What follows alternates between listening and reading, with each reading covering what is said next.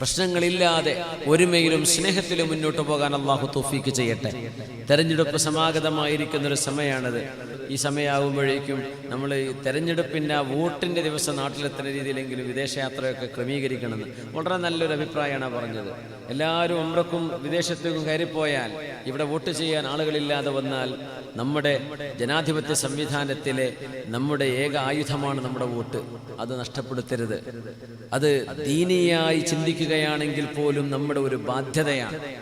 ഈ ഉമ്മത്തിന് നീതിയും ന്യായവും അവകാശവും നേടിയെടുക്കാൻ നമ്മുടെ പ്രതിനിധികൾ വേണം. അതുകൊണ്ട് ആ വിഷയത്തിൽ ഒരുമയോടുകൂടെ നമ്മൾ മുന്നോട്ട് പോകണം. ഒരുമ വേണം, ഐക്യം വേണം. നമ്മുടെ ഒരു സംവിധാനമുണ്ട്. നമുക്ക് നേതൃത്വം നൽകുന്ന സാദാത്യങ്ങളുടെ ഒരു പന്ഥാവുണ്ട്. നമ്മുടെ ഈ ഉമ്മത്തിൻ്റെ ഇത്രയും കാലഘട്ടത്തിലെ നന്മയ്ക്ക് വേണ്ടി പ്രവർത്തിച്ച ഒരു വലിയൊരു സംഘശക്തിയുണ്ട് നമുക്ക്. ആ സംഘശക്തി എന്ന് പറയുന്നത് ജനാധിപത്യത്തിൽ ഊന്നി നിൽക്കുന്ന സംഘശക്തിയാണ്.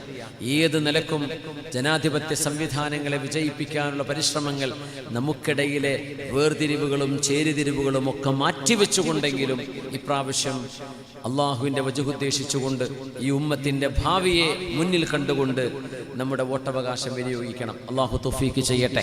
ഈ ഉമ്മത്തിന് അള്ളാഹു ഖൈർ ചെയ്യുന്നവരുടെ കൈകളിലേക്ക് രാജ്യത്തിൻ്റെ ഭരണം അള്ളാഹു ഏൽപ്പിക്കട്ടെ.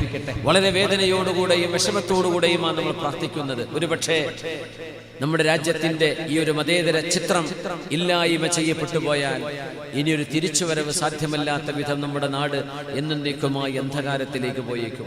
അതുകൊണ്ട് ഈ സന്ദർഭങ്ങളിലെങ്കിലും നമ്മൾ ഒരുമിച്ച് നിൽക്കണം. മതേതരത്വത്തിൽ വിശ്വസിക്കുന്ന ജനാധിപത്യ സംവിധാനങ്ങളെ ഊട്ടിയുറപ്പിക്കുന്ന ആരൊക്കെയുണ്ടോ എല്ലാവരും ഒരുമിച്ച് നിന്നുകൊണ്ട് വേണം ഈ സമയത്ത് ഈ രാജ്യത്തെ രക്ഷിക്കാൻ വേണ്ടിയിട്ട്. അതുകൊണ്ട് എല്ലാവരും ഐക്യത്തിലാവണമെന്ന് സാന്ദർഭികമായി ഉണർത്തുകയാണ്. അല്ലാഹു തൗഫീക്ക് ചെയ്യട്ടെ.